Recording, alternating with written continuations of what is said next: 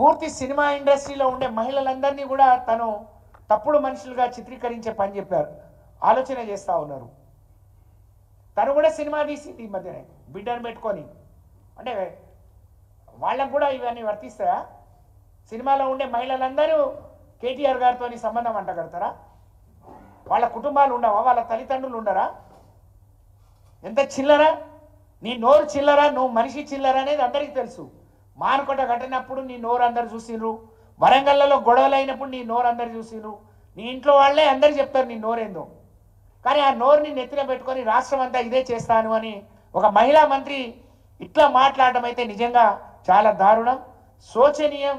ఇది సిగ్గుతో మహిళలందరూ తలదించుకునే విషయంగా నేను భావిస్తూ ఉన్నాను. ఇది అవమానకరం. కొండా సురేఖ గారు, మీరు ఎప్పుడు మాట్లాడినా ఇట్లనే నడిచిపోతుంది, నేను ఇట్లనే మాట్లాడి బట్టగాల్చి మీదేసి వెళ్ళిపోతా అనుకుంటే ఖబర్దార్ బిడ్డ, నోరు మూసుకో, లేకపోతే మేము నోరు మూయించాల్సి వస్తుంది. నీ మీద పరువు నష్టం దావా వేస్తాం, నిన్ను తప్పకుండా న్యాయస్థానానికి ఈడుస్తాం. వాళ్ళు ఇట్లా పిలిచారు, పోనేందుకు వాళ్ళను అందుకని వదిలేశారు. అంటే మీరు ఇప్పుడు ఏం చేశారు? మీరు పక్కన ఉన్నారా?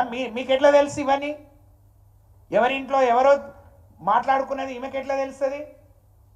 ఎందుకు అనవసరంగా మహిళలు పరువు తీస్తున్నారు?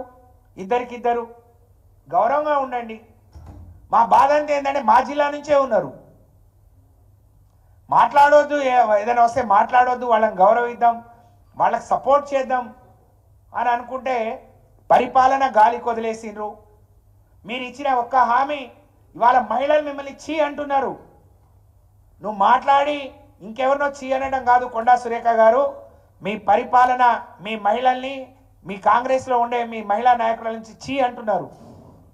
అనవసరమైన ఆర్టీసీలో బస్సు ఫ్రీ తీసుకొచ్చి మహిళల పంచాయతీ పెట్టించిండ్రు. మీ వాళ్ళకి ఇస్తాన 2500 అతి గతి లేదు, ముసలమ్మలకు మీరు ఇస్తాన 4000 గతి లేదు, రైతు రుణమాఫీ సగం కూడా కాలేదు, పావల వంతు కూడా కాలేదు. నా సొంతూరు సొసైటీలో 2575 మంది ఉంటే 500 మందికే అయింది, 1800 చిల్లర మంది కాలేదు. ఒక ఉదాహరణ చెప్తున్నాను నేను. అటు రైతు రుణమాఫీ కాలేదు, రైతు బంధు ఇవ్వట్లేరు. ఇవాళ హైదరాబాద్ అంతా సర్వనాశనమైంది. ఇవాళ హైదరాబాద్ని ఎవరు చూసినా, ఒకప్పుడు ప్రపంచ పటంలో నిలిపిన హైదరాబాద్ ఈరోజు మరి కాకా వికలమైపోయింది. మీ పరిపాలనను అసహించుకుంటున్నారు. ఇవాళ హైదరాబాద్కు రావాల్సిన అభివృద్ధి వెనక్కిపోతుంది. నెలకొక ప్రపంచ దేశాలన్నీ పర్యటించి కేటీఆర్ గారు ఈ హైదరాబాద్ స్వరూపాన్ని, హైదరాబాద్ రూపురేఖల్ని, హైదరాబాద్ చిత్రపటాన్ని ప్రపంచ పటంలో అగ్రభాగంలో నిలిపితే ఇవాళ మీరు అక్కడి నుంచి దిగజారిస్తూ ఉన్నారు, కూలుస్తూ ఉన్నారు. కాబట్టి మీరు ఇవాళ రేవంత్ రెడ్డి గారు ఇవన్నీ డైవర్ట్ చేయడం, రైతు బంధు నుంచి, రైతు రుణమాఫీ నుంచి, పరిపాలన నుంచి ప్రజల్ని మళ్లించడానికి హైడ్రా తీసుకున్నాడు. పండగ ముందు హైడ్రా మొత్తం దుమ్మేసి పోస్తున్నారు, మహిళలందరూ శాపనార్థాలు పెడుతున్నారు. అంటే ఇప్పుడు డైవర్ట్ పాలిటిక్స్ అన్నమాట. మహిళా మంత్రులను సికండీలుగా పెట్టుకొని ఇవాళ రేవంత్ రెడ్డి గారు, ఈ ప్రభుత్వం వాళ్ళను ముందుకు నడిపిస్తూ వాళ్ళతో ఇష్టం వచ్చినట్టు మాట్లాడిస్తూ మరి ఏదైనా చేయవచ్చు అని అనుకుంటున్నారు. ఇది పొరపాటు. ఇవాళ మిమ్మల్ని అసహించుకునే పరిస్థితి వచ్చింది. వాళ్ళ మిమ్మల్ని అసహించుకుంటున్నారు. మేము కూడా మహిళలుగా సిగ్గుపడుతున్నాం.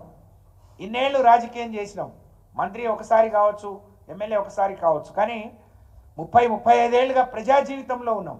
ఇంత సంస్కారహీనమైన మాటలు ఒక నాయకుడిని టార్గెట్ చేసుకొని మాట్లాడటం అంటే ఇప్పుడు అర్థమవుతా ఉంది. ఇవాళ కేసీఆర్ గారు వాళ్ళకి సమయం ఇద్దాం, బయటికి రావద్దు అనుకుంటే కేటీఆర్ గారు చేస్తున్న పనితీరు, హరీష్ రావు గారు చేస్తున్న పని, ప్రజలకు అందుబాటులో ఉంటున్న తీరు, ప్రజల నుంచి వచ్చిన వ్యతిరేకతను, వాళ్ళు రోజు రోజుకు వాళ్ళ పడిపోతున్న గ్రాఫ్ని ఏ విధంగా సరి చేసుకోవాలి, ఏ విధంగా దాని నుంచి డైవర్ట్ చేయాలని చెప్పి మరి కొండా సురేఖ గారు ఇదంతా మాట్లాడిరు. దీన్ని తీవ్రంగా ఖండిస్తూ మీ నోరు అదుపులో పెట్టుకోండి. కొండా సురేఖ